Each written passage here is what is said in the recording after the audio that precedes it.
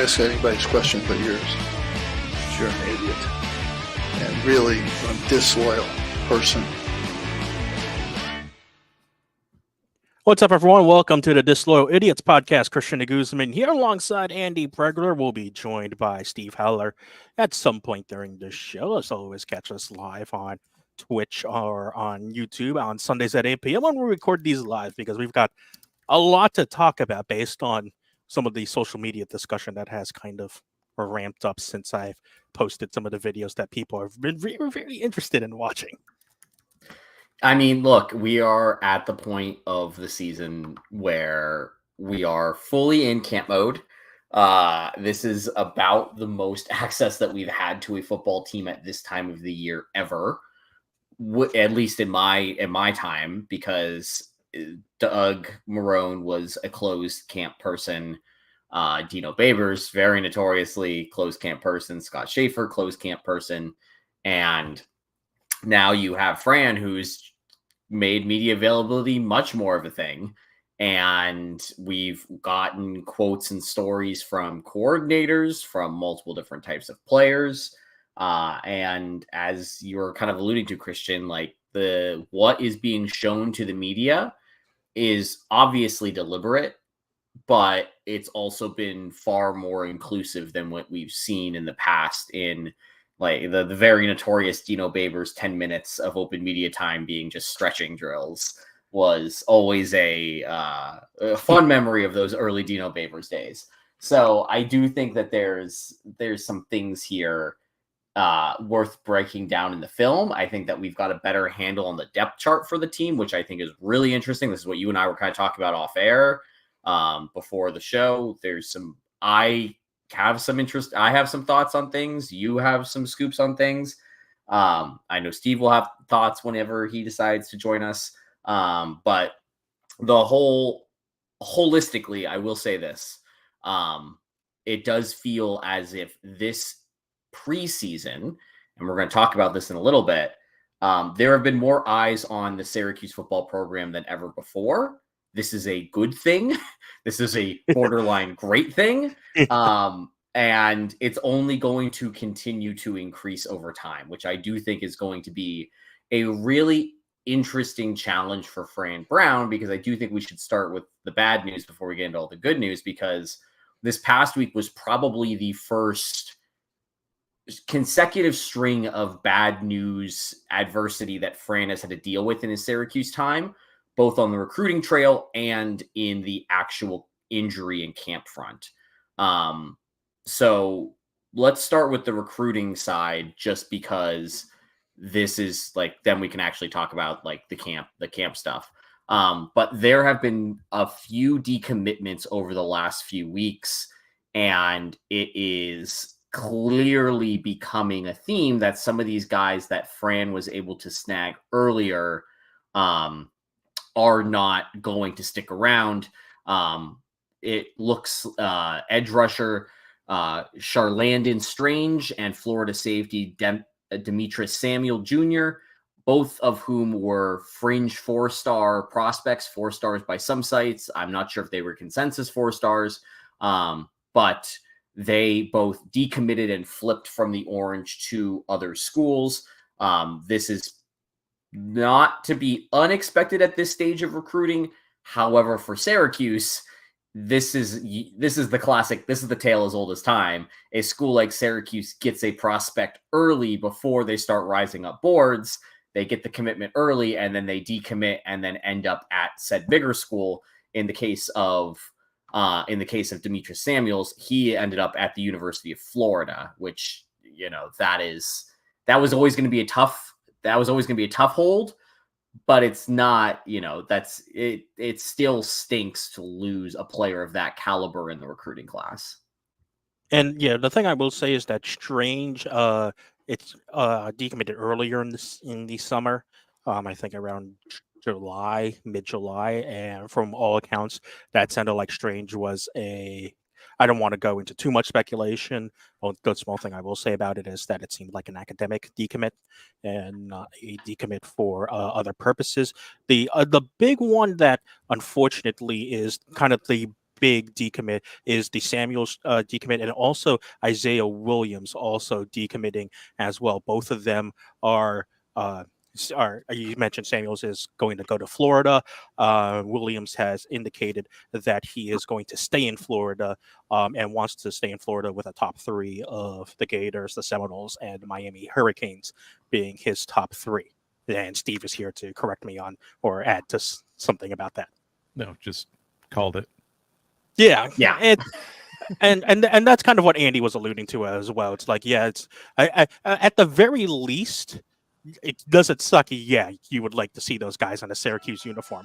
At the same time, kind of the message we've been talking about for most of these high-profile recruits, the fact that Syracuse is even in the conversation to begin with is already a good stepping stone that hopefully us fans can see Fran translate into more success in the recruiting trail in the hopeful near future.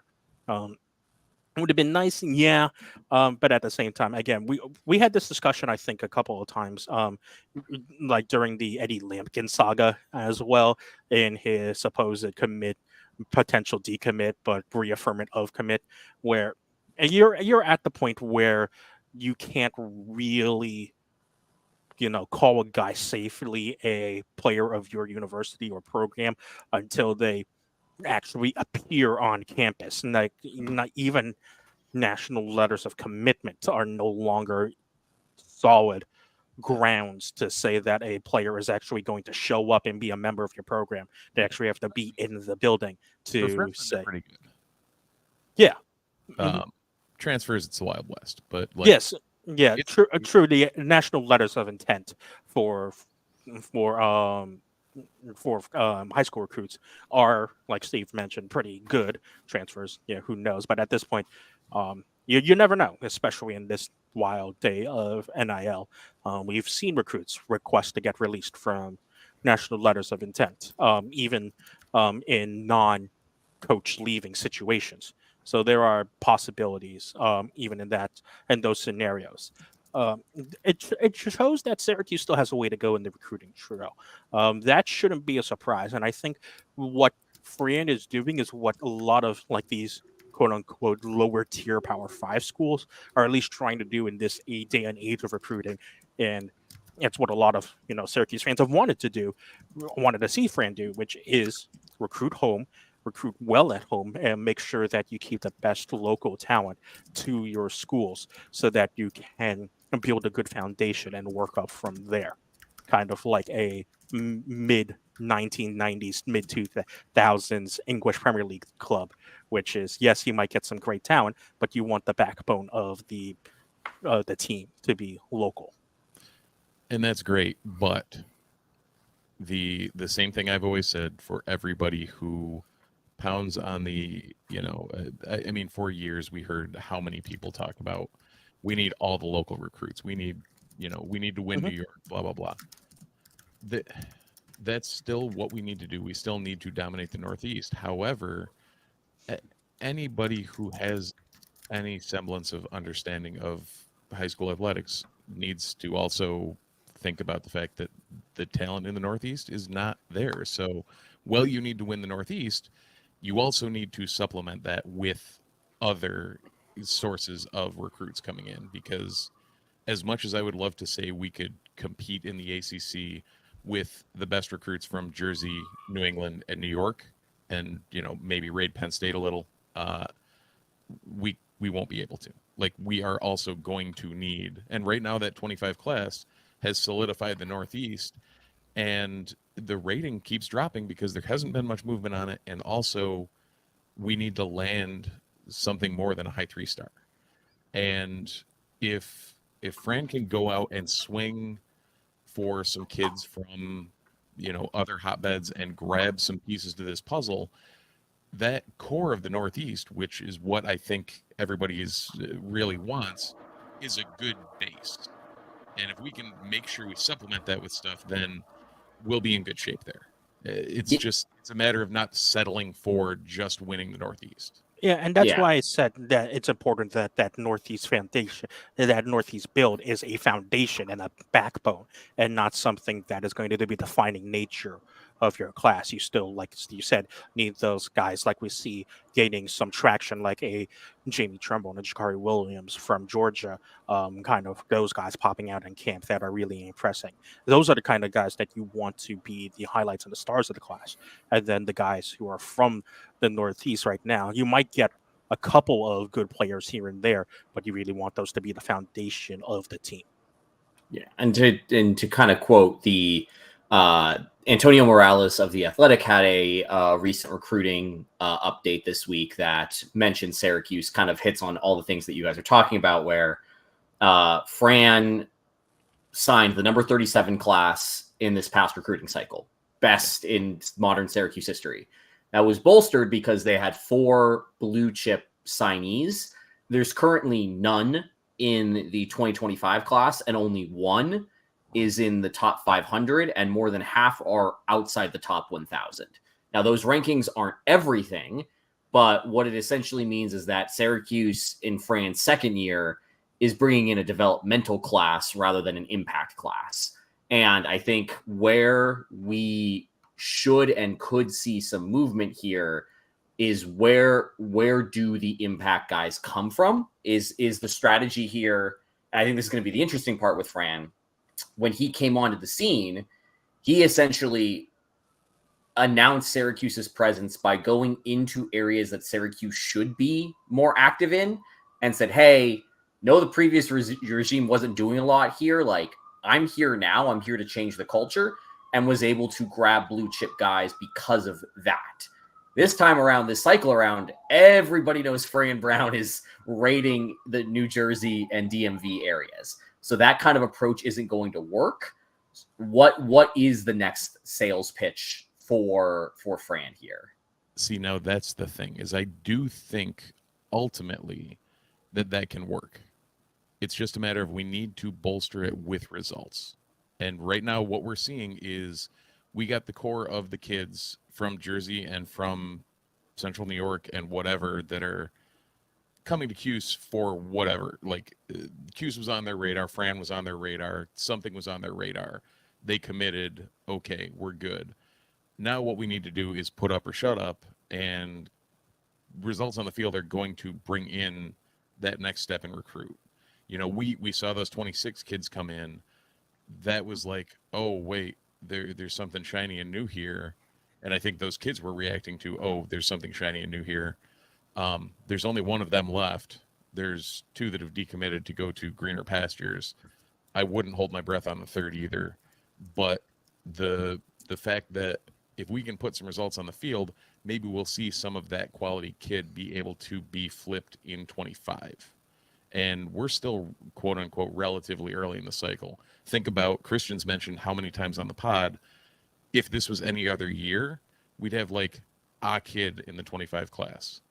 There wouldn't be a plethora of kids that are already committed and ready to come. There wouldn't have even been a discussion about 26 recruits right at this time of the year. So there's I think that's the thing that we need to just keep in mind, is the foundation is there and the foundation is starting. We just need to, I guess, wait and see what happens on the field, and that could drastically impact what and where we're going to go with this. It's kind of like the EA college football game is kind of The one that reminiscent broke of, that match. well, yeah, but you know, hopefully next title update fixes that. But like, it's kind of like what you see in the recruiting minigame that I'm pretty sure we all kind of love in the Dynasty mode, where, hey, the better results will not only improve your grades in certain categories, but will make it easier to land the higher star recruits. And it feels like that's kind of what Syracuse is playing for, at least hopefully, because, again, you've got the base now. Now it's time to find your Ronaldo somewhere. I mean, the other part of this is, and I think this is kind of segueing into the camp discussion here, there's a very real chance that the coaching staff is taking a wait-and-see approach here to the transfer portal and how they want to build this roster based off of this season as well. Because as much as we all want to talk about the momentum and how things are consistently linear. That's not necessarily how it works in college football, and that's definitely not what normally happens when a new staff is taking over. And so far this week, Syracuse.com and News Magician have both done a fantastic job writing about interviews and conversations with players and coaches about all these new shifts that are happening with the systems. And part of those conversations this week has been dominated by injury news. There have been a few players that have been out in black non-contact jerseys. Again, I think we talked about it last week, but I don't remember. Braylon Ingraham career is over. The former Alabama transfer, who at one point in time was one of Syracuse's biggest ever gets, period. He popped his Achilles and is not going to be of service for the Orange. Trent Brown said that he will be around camp, or he will be around the program this year. He will be rehabbing the injury in Syracuse. So we wish him best of luck to whatever is next in his career. But that's this is usually when we'd hear about the offensive lineman with some sort of ACL injury. This year it was a D lineman with an Achilles injury. So definitely a new era in Syracuse. But Christian, I'm kind of curious, just because you've been around this week, how has the staff been addressing injuries? How have they been addressing players who are in non-contact jerseys? What is the overall state of the health of the roster right now, as best as we can tell? Well, what I will say is that I actually haven't seen too many non-contact jerseys. There was only one, the real note that I saw that has popped up in the past couple of training camps, and that was Dan Villari in a non-contact in the past training session, in the past training camp. From what I've also seen, Deuce Chestnut was in street clothes for the first couple of practices dealing with illness. He's slowly making his way back, so we haven't seen him in the 11v11 sessions yet, or really many of the drill sessions that we've seen yet from Syracuse. The other big one is Justice Ross Simmons, who I've seen a lot stretching on the sidelines, working with strength staff on the sidelines during drills, but not yet in an actual 11-on-11 session. Kind of going back to our discussion at Indy, and I had briefly to begin the pod before Steve jumped on, just because of the access that Fran has allowed us. We've seen so much 11v11 football already in just training camp, which again, something we never saw from Babers until the media pushed him along a little bit in his final years. We never saw it from Schaefer, never saw it from Marone. So that not only has allowed us, the media and the fans, to get a glimpse of what this team can look like, but also gives us a sense of where everyone ranks in the depth chart prior to the quote-unquote official and unofficial chart being released prior to the first game of the season. And those are really the big names that the names I threw out: Villari, Chestnut, and Ross Simmons. Those are really the big names, I would say, have been the injury concerns right now for Syracuse.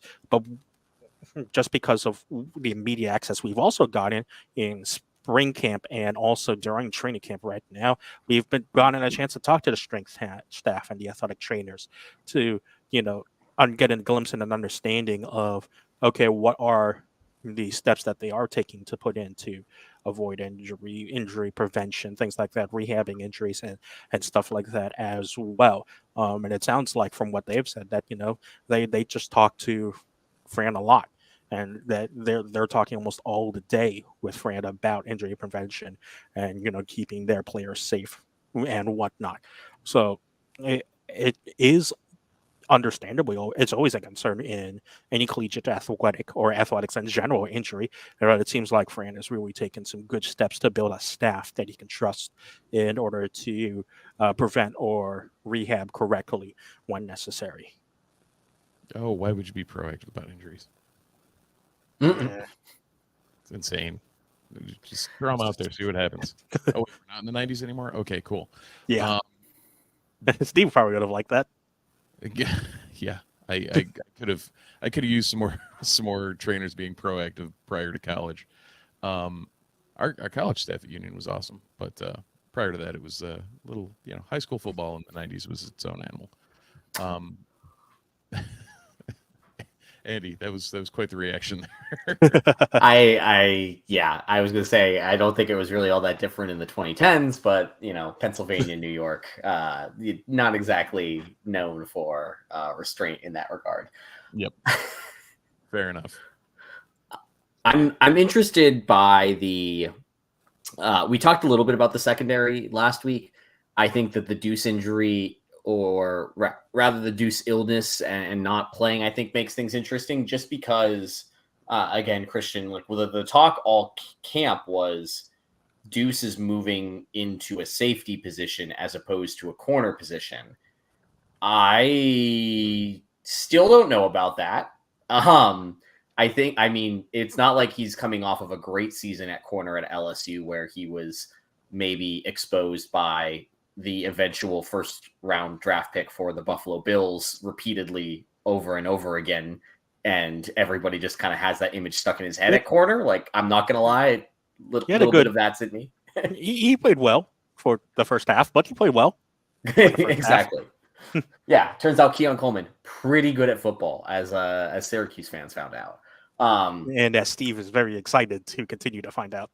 Yeah. Not a fan at the time, fan now. So I'm just kind of curious, like what in the 11v11 drills that you've seen so far, like how has the secondary shook out in regards to, okay, Deuce is not playing at safety, who's stepping into that backup safety role / who are the corners that we are, I guess, expecting to see starting over Deuce on either side of the field. So the corners, I believe, are both mainly set in right now. And it's not Jaden Bellamy who got the latter half of the starts for Syracuse at the end of last season. It's two transfers. Clarence Lewis, a transfer from Notre Dame, who transferred in after spring practice had officially wrapped up. And also Devin Grant Jr., who fans might not be too familiar with, but you should be, because Devin Grant Jr. was an all-MAC player for Buffalo last season. Right, he played his whole career right down the road. We should know exactly who he is. Yeah, but Syracuse fans, for at least college football wise, kind of live in this bubble. But those seem to be, at least from my eyes, the two guys who have nailed down the starting corner positions.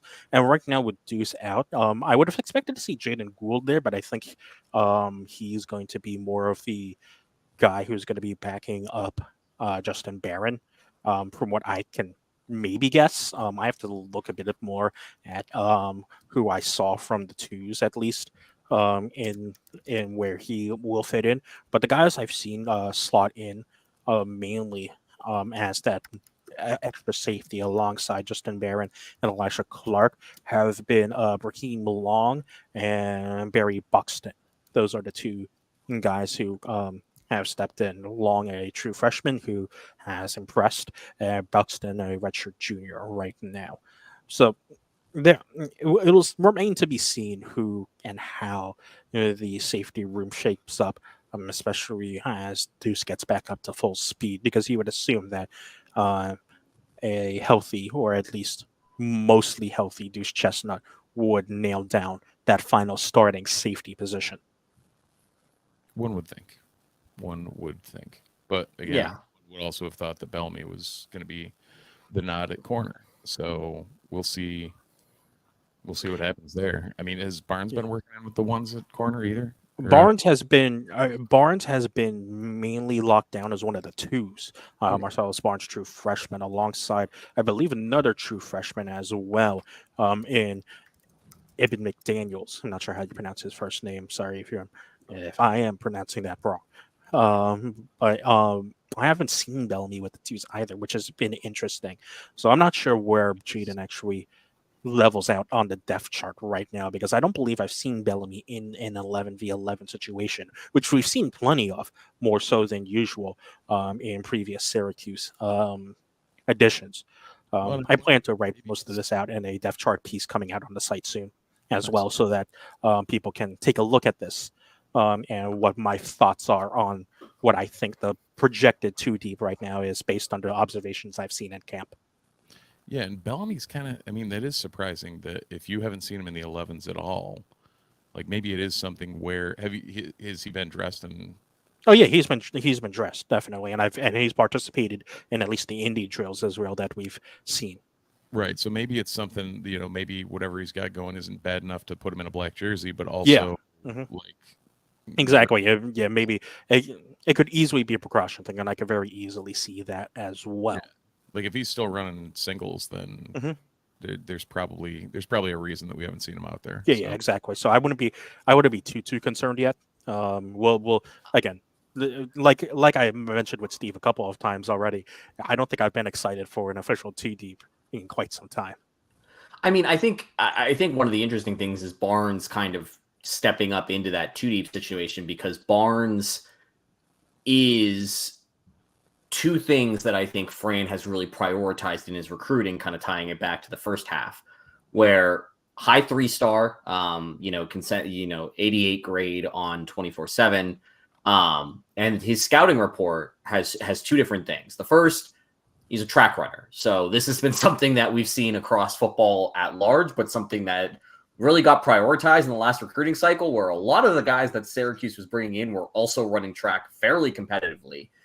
Considering that when I do my dynasty recruiting and I am desperately looking at that speed stat for some of these players, I'm like, yep, I agree. Yeah, and this is a guy who was qualified for the Tennessee State track competition twice at the 100 meters. So and also has a really solid 200 meter time. Like this is like a true sprinter. And so as a freshman, coming in, his scouting report says that he is they could expect him to play nickel right away as a freshman. And I think that again, when you're looking at the two deep, when you're looking at how things could potentially shake out with this roster, we talked about the Barron piece last week and about his new role and what he's going to be asked to do in less of a run stuffing role. You start getting this idea that there might be a little bit more rotation in this secondary than we anticipated. Again, it'll be interesting to kind of see where Bellamy shakes out in all this. But you could see a world where, depending on the type of team that Syracuse is playing, depending on how they match up in the receiver position, Stanford is a team that we play very early in the season, who, as we saw last year against Colorado, has one receiver and one receiver only that they basically target instead of spreading the ball around. Very good. Yes, fantastic receiver. But it's not like they have a whole lot else going on, versus some of the other teams in the ACC that we know that don't necessarily have dominant receivers, but have a very mixed receiving core. Say again, Steve? You're not talking about Christian McCaffrey, right? Oh, no. Oh, did you not watch the Colorado Stanford game last year? Because that was fun. That was fun. I can't say the guy's name, which is why I'm conveniently leaving it out. Yes. There's a lot of consonants and vowels in that last name. He's very good. I'll learn your name by the time by the time I'm up in Syracuse for that game. Anyways, the point that I'm making here is that I do think that one of the interesting things about this schedule that Syracuse has is part of the reason why it matches up so favorably for Syracuse is because none of these teams are especially elite. Miami's the best team on the Syracuse roster or on the Syracuse schedule, and they get that at home. But for the most part, every other team is very interesting in their identity through the passing attack in a lot of very different ways. And I do think that this is where having a matchup where you might want more speed and nickel guys to cover a team that likes to run predominantly mesh and run horizontal routes versus a team that likes to run horizontal routes where you might want a bigger body. I think that again, Fran is a secondaries coach. I will trust his judgment a whole lot more than I would trust my judgment here. However, I do think that we all identified this as the deepest unit on the roster before the season, and you don't necessarily have depth in college football to not use it. And that is something that elite schools like Georgia do better than anybody else. And it's part of the reason why every single year they reload instead of rebuild. So you think should he call up Quincy Wilson? No, we're trying to figure out if Freddie has any extra eligibility left at Syracuse. He's probably got a grad year. Yeah. Probably, yeah. Everybody's got a grad year now. Yeah. Mhm. I mean, he might have a COVID year. I feel like we should all just get a COVID year back. Can we interest Noah Lyles, Kenny Bednarik, Fred Curley, and joining Syracuse? But you mentioned, I mean, you do mention that Fran is a DB's coach. Fran's not just a DB's coach. Fran's got a ring for being a DB's coach. Like, Yeah, this is true. This is very true. it's that was his position that he coached. He coached that position at Georgia when they won the title. So I think I'll defer to him on this. And also, he may have coached one of the players who made the play that won them said national championship with Georgia. Indeed. So, Speaking of the Georgia Bulldogs, you know who has amazing Georgia apparel as well as Syracuse and other schools that you might like? Home Field Apparel, your home for the finest vintage collegiate apparel out there, as well as a lot of other things now. Home Field Apparel is counting down to kick off right now with a whole month of amazing products that you aren't going to want to miss, including what just dropped this past Friday, which are their football boxes and their platinum boxes. In a whole host of schools, you can grab exclusive T-shirts, long sleeves, hoodies, hats, koozies of over 50 different programs. Just saying, I know that Syracuse isn't featured in this drop, but if you have someone in your life that you care about very much, and they happen to root for a school that is not Syracuse, these make great gifts for that person that you go, you know what? I don't ever know what to get you. Here's something with your favorite team on it. Might be doing that for a few people that I know in my family. So if that is an interesting sales pitch to you, or you would like one of the T-shirts that Steve or I are wearing, or you would like to wear or you would like to be put on the wait list for the bomber jacket that Christian's wearing, because that bomber jacket sold out. Just letting you know, the Syracuse bomber jacket is in fact sold out. Or one of these amazing boxes that Christian is pulling up on the screen right now. If you're watching us on Twitch, make sure you use the promo code NUNES24, NUNES24 for 15% off your first order at Home Field Apparel. NUNES24 for 15% off your first order at Home Field Apparel. Thank you so much to Connor and the gang for supporting the Disloyal Idiots as we go into, I believe this is our third season with Home Field Apparel as a partner, and that's like 3 of 3 for the show, but they were sponsoring Noons and us like well before that. So we appreciate their continued support. And I'm not going to lie, I do not enjoy the University of Maryland in any way, shape, or form, but that Testudo shirt is amazing. I had to stop on it because I was like, I don't want a Maryland shirt, but I kind of want a Maryland shirt. I will say on the home page of Home Field, you can now shop by conference, and it is by updated conference, which just is so upsetting at some point. At that point, but not by Home Field's own, not by Home Field's own. Like, that's not to bash Home Field in any way. It's just that, man, it's gonna take some time to get used to seeing the updated conferences. Okay. I really hate the NC State shirt that Steve is showing right now because it's way too cool for NC State. Yeah. That's Yeah. a good shirt. I mean, I've got a dad who likes Nebraska and Penn State for very weird things, and I'm trying to figure out which box to get him, because the Nebraska box has the black shirts hoodie, which is just like, if you are talking about 90s football, like that's some 90s football. But the Penn State one has like some awesome vintage logos that are just like very, very cool that I've never seen before, which is what Home Field typically does. Case in point, the Vita the Goat shirt that I'm wearing, that I'm pretty sure was the first or the second Vita the Goat shirt ever printed. Probably the first. It's the first one we all cared about. Yeah, it is. Long live Vita, which also reminds me that if we ever need a new shirt idea, Live in La Vida Loca is going to be a thing that we do at some point in time. For the record, Connor, you need to make this in kid sizes. Yeah, That will sell out in kid sizes. Yeah, Yes. my 6-year-old would die for that shirt. Yeah, the auto shirt. Which, speaking of which, this is not a plug for a partnership. This is something that just want to let everybody know about as well, because I get to plug things. This Friday, if you are in the New York City area, it is Syracuse Day at the New York Mets. A portion of all ticket proceeds will go to the Otto the Orange Mascot Team Fund. So this is a newly created fund. Otto is not a scholarship athlete. However, it is a D1 program at Syracuse. Portion of the ticket sales are going to help the program fund all the different things that they do, such as driving to your wedding that you might have an hour outside the city or a city of Syracuse, or perhaps buying a new suit that doesn't smell. All things that need to happen if you're running a mascot program. So if you're in the area, show up. Yours truly will be there. Potentially, there might be some pre-game on-field shenanigans that might happen. I will keep everybody updated on that for content purposes.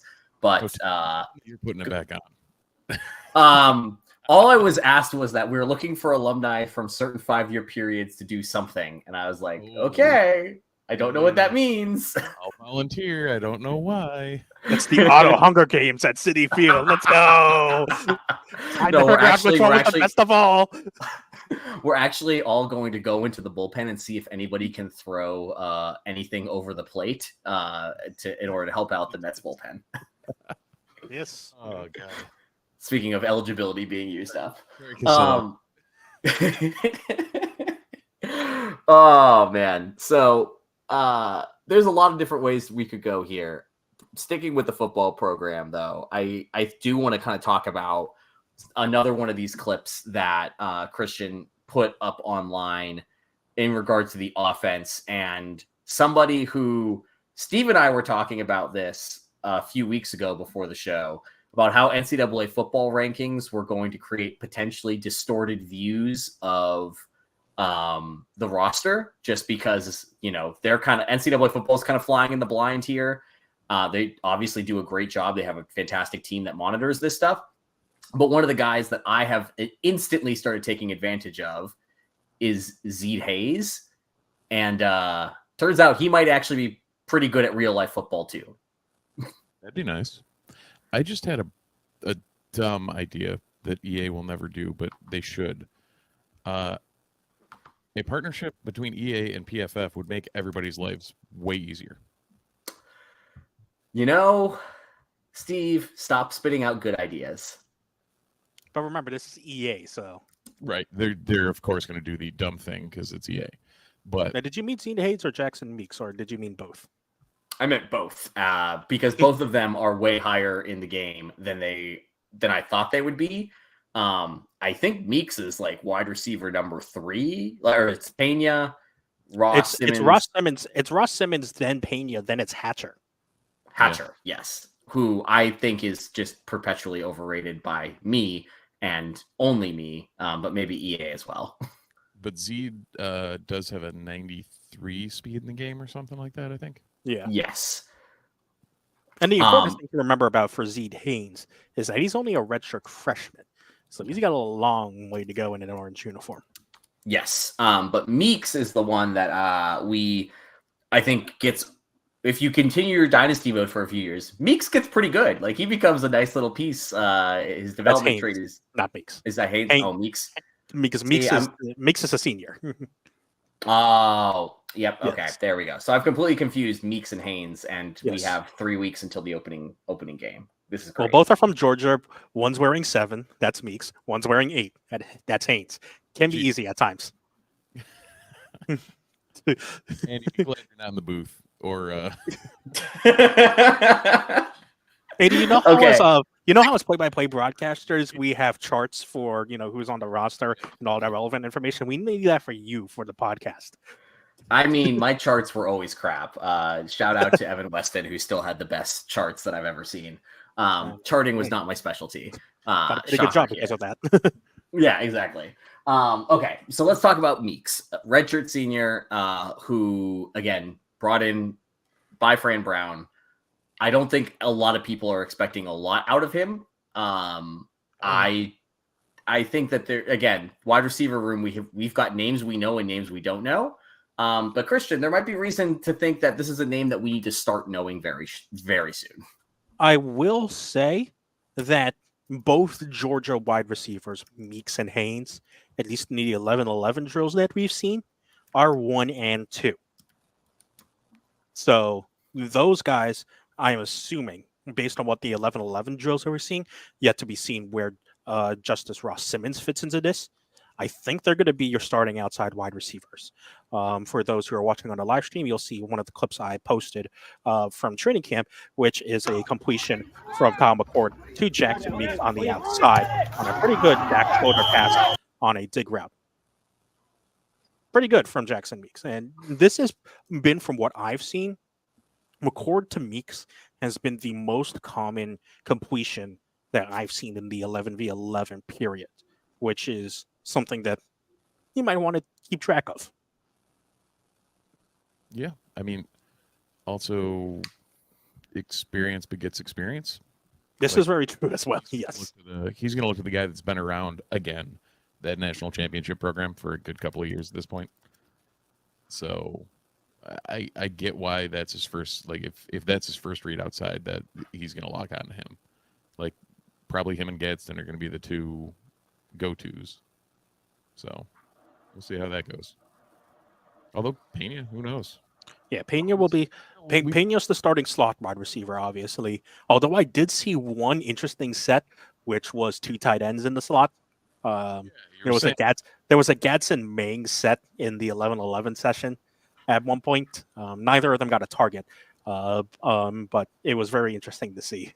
Now, I would assume if he wasn't in the black jersey, that is probably, like, in reality, That's yes, probably Valari. Yes, right. I would assume so. Ooh, what do we call that? That's got a 2 tight ends in the slot. Yeah. Yeah. There's got to be a Thunder Dan reference we can come up with that for that one. But it's the Kelsey Kittle formation. That's what it is. Yeah, basically. No, it's the Iowa, because Iowa always has 9 tight ends. Right. And you assume that 2 of them can catch. Right. It's a matter of which 2. Yes. I mean, the first time that they run a jet sweep to Valari or to Gadsden out of a 2 tight end formation, like my brain is going to start breaking a little bit. You know it's going to happen. We need the jet power sweep. Yeah, that's speed now. Like, it's like it's like a 4th and 1, like a 4th and 1 thing where you're basically running the guy in motion, and it's like a jet sweep, but it's like a power blocking scheme up front or something. Like, oh yeah, that's what happens when you have the guard pull out as well and join in on the block as well on the outside. Right, like I'm not saying that I've been playing a lot of EA college football and I've started to think about like what plays I would run based off of the Syracuse roster. I'm just saying that there's some weird creativity things that you could do here, considering that they seem very open to experiment with some very weird sets, but also like another group. Like if we lump tight ends and wide receivers together and we just like the pass catching group, it's a fairly deep group, especially if the guys towards the bottom that either are unproven in the case of Haynes or have yet to live up to their potential, like Umari Hatcher, like depending on what we get from them, like again, this is another area where you can start creating little specialist roles for certain plays, which is typically what happens with very good collegiate offenses. Yeah, because right now with the main leading outside receivers on the 2s are Amari Hatcher and Darryl Gill, and both of them have shown some really, really good plays in the 11v11s, albeit against the 2s on the Syracuse defense, but they've shown some really, really good plays. Amari Hatcher had some excellent catches in the 11-11, and Gill uses his trademark speed very, very well. So there's a lot to be excited about for at least that depth and that potential option as well, because you've got some rotation that you could use in the wide receiver room if you need. I like, again, Umari's a guy that I'm done trying to hype up because I've spent so many years hyping up Umari Hatcher, so I'm kind of done here. But the challenge that I have here is that we are going to really wait and see until that first depth chart drops, because I think that there's a lot of different ways you could line this up. I do think that one of the more interesting things from a formation standpoint, again, Christian, I don't know how much you've seen on this in 11v11, the utility of Trebor Pena. We know he's a slot guy. We know Oronde is very good in the slot. How they play and mix around with those two guys together on the field in the same set, I think is going to be one of the more fascinating things that offensive coordinator Jeff Nixon gets to play with. I will say, I don't think I have to go through back my footage and see. I don't think I've recalled seeing a set yet with Oronde and Trevor on the field at the same time. That could just be me being ignorant, and not really paying attention to that yet. But I haven't seen that yet. But I think that would be an interesting thing that you could do, considering that is the formation I have the most success with in EA College Football 25, a 2-slot formation on one side with Gadsden on the inside slot and Pena on the outside slot. Is one of the most successful formations I have on EA College Football 25. I will say also, like, as we continue to talk about the offense, I hope, Steve, you got a chance to take a look at some of the offensive line clips that I have posted, and including the one that has generated the most buzz so far in training camp on Twitter. Was that the Weatherspoon one? Yes, indeed. I have not, but I'm going to do the crazy. I'm going to pull it up on the stream right now because it has 26K views right now. And so many people have enjoyed watching this 1v1. These are 2 reps of 1v1 between Weatherspoon on the right and Isaiah Hastings, an Alabama transfer, on the left. And remember, Weatherspoon is an HBCU All-American from Howard. And you can see Fran Brown is even interested here in this 1v1, trying to coach these two up right now. And Weatherspoon holding his ground on back-to-back reps. I am. This is. I'm in love.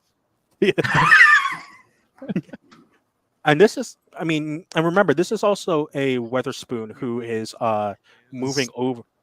This is a Weatherspoon who is also moving over from where we saw him at right tackle in the spring over to left tackle now in the fall, to make also room for Savion Washington on the right side as well, on the right tackle. And it's clear that based on his performance in the spring and how he's performed so far in the fall, that Fran Brown and Dale Williams and Jeff Nixon want him as a starting tackle at some point on the offensive line.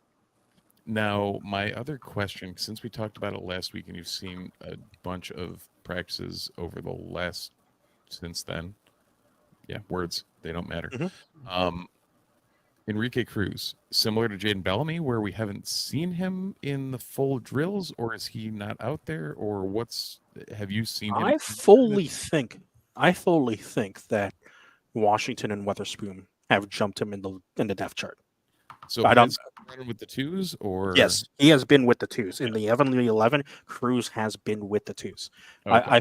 I fully think that this is a jump in the depth chart from Weatherspoon and Washington to overtake Cruz, which is, I think, something if you told Steve and Syracuse fans who paid attention to the offensive line last year, I think that is something that would shock them. No, but after seeing that one-on-one, I'm fine with it. Well, the other thing too is, if that's what happened, now we have depth. Because holy shit, we're not getting through a season with the offensive line staying healthy. That's impossible. We don't do that. Hell, no one does that.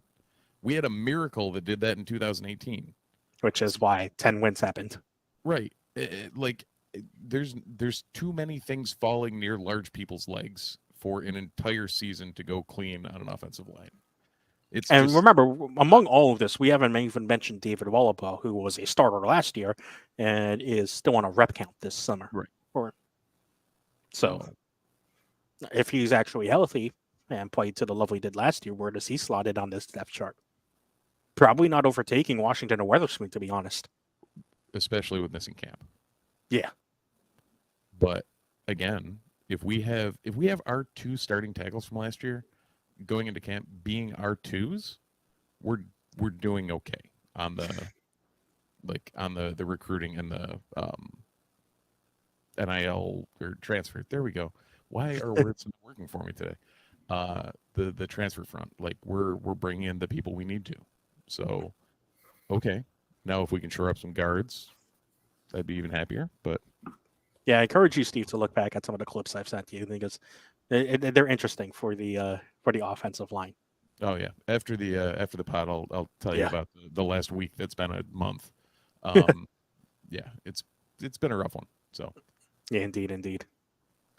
I am very excited about the fact that from a program building standpoint, so far we've been talking a lot about guys who transferred into the program. Fran is hitting in that transfer portal, which is what you need to do if you're a Syracuse in the modern college football. Recruiting is not going to get it done solely. You're going to need to find some diamonds in the rough who need a new situation, and it seems like Fran is doing that with spades right now.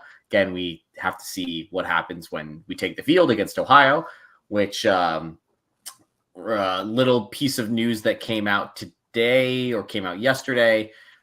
Syracuse is offering discounted tickets for the home opener against Ohio. You can get in the door for as little as $14, according to a graphic that Brent Axe posted. Saturday of Labor Day weekend, always going to be a bit of a challenge in Syracuse, New York, considering El State Fair that takes place right down the road. But it does seem as if, according to the marketing that's attached to the email that was cited in the article, it sounds like they're trying to have a sellout for the first home game of the season, which honestly, with the exception of the year when Syracuse opened against Clemson, I don't really think that's been a common occurrence in recent memory. So that's the other interesting part. Student section moved behind the end zone. So that's going to be interesting as well. So I won't be there, but I've contributed to the sellout. So, no, Labor Day weekend we always go visit my sister in New Hampshire, so I miss every home opener. I'm that guy. Well, I miss every home opener now that I'm not actively covering the games. Yes, exactly. You've got to be in the booth. I kind of had to be in the booth. Yeah.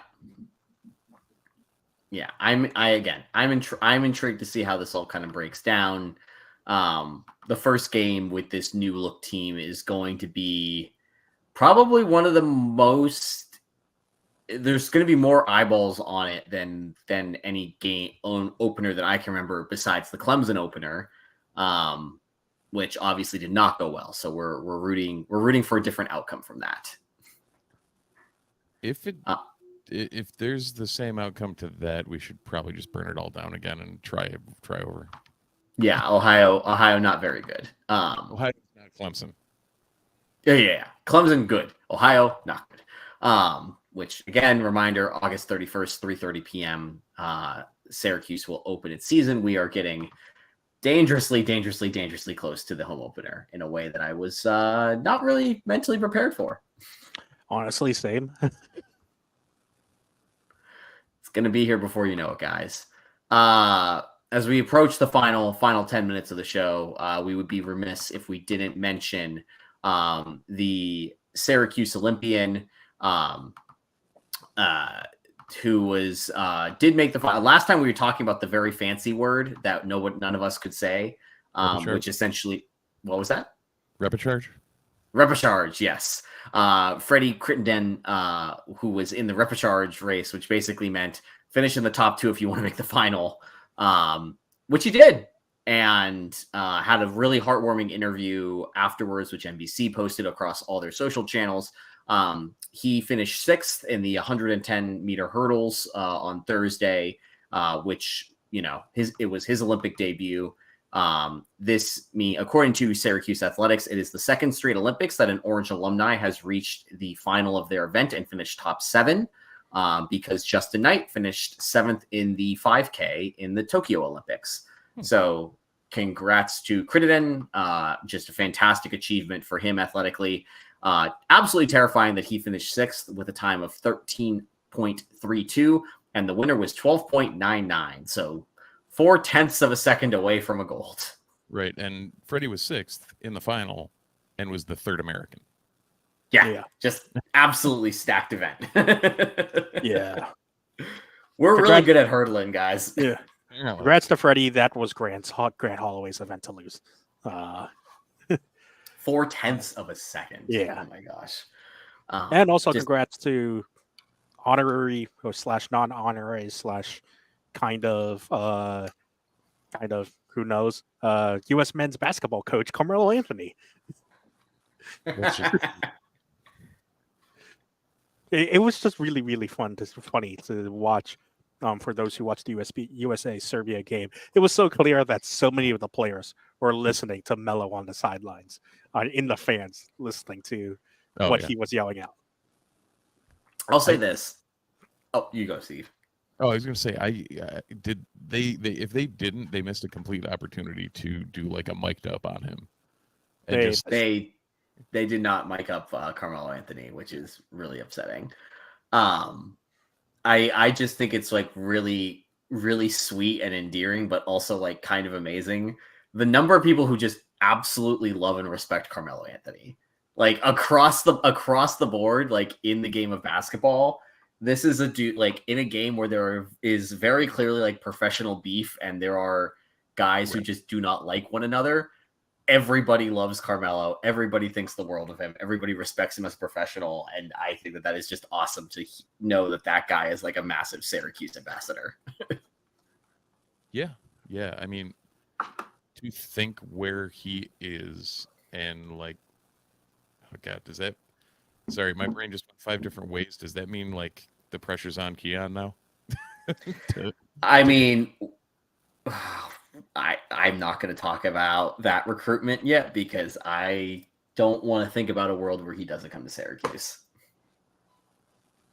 Yeah. In all honesty, as dumb as it sounds, I don't care. It would be awesome, but it is what it is. I've also come to the conclusion that I've just done giving too many recruiting. That's a very healthy perspective of you, Steve. You are the healthiest one here. I still do the analytics and the stupid spreadsheet stuff. But as far as like worrying that someone picked something, no. I'm done there. I mean, I'm not the one who's also using a spreadsheet, but not for Syracuse football purposes, but to track my custom conferences in my promotion relegation dynasty on EA College Football 25. No, what are you guys talking about? No, I'm not crazy. I'm not crazy. You're crazy. It's fine. Everything's fine here. Everything's okay with all of us. Gentlemen, are there any other topics that I have completely missed? I think there was maybe one. I kind of need to scroll back through my Syracuse things to take a look, but I don't think so. I think we got everything. Just a quick rack up stuff. Congrats to Dwight Freeney, officially enshrined into the Pro Football Hall of Fame. And then to fulfill the customary basketball talk in our show that is not Carmelo Anthony related. The big one, Cole Swider, congratulations, gets a 1-year contract with the Indiana Pacers after performing very, very well with the Heat in the Summer League. Absolutely fantastic to all of them.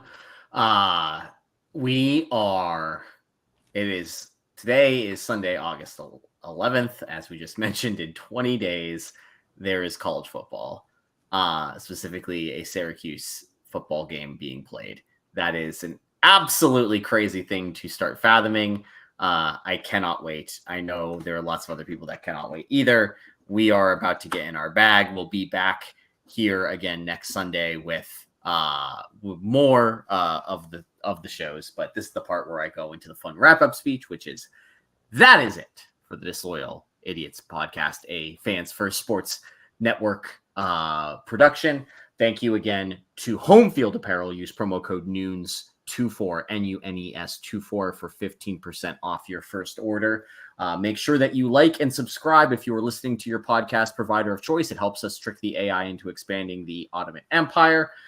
If you are watching us on Twitch, again, Sunday nights, 8 p.m., we're going to be here. You get to watch the clips that we pull up. You get to see us scroll through the Home Field catalog. You get to see us pull up EA College Football 25 when we want to make a point about roster building or recruiting or something.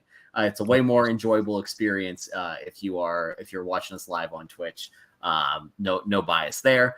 Thank you to you do have to see our faces. Yes, that is fair. You do actually have to know what we look like, which is always a terrifying thing. Lots of faces for radio here. Thank you again. Thank you again to our sister site, noonsmagician.com. You can catch Steve and Christian's work over there. And thank you if you are listening or watching the show over on that site. We do appreciate the continued support as we enter into our second full season with Fans First Sports Network and Dudes Magicians supporting all the things that we do. So for all of the orange mascots out there, I am very excited for this week. I think everybody else is too. Looking forward to what you guys are cooking up for the site. Looking forward to more Syracuse football news. And go Orange. Go Orange. Go Orange.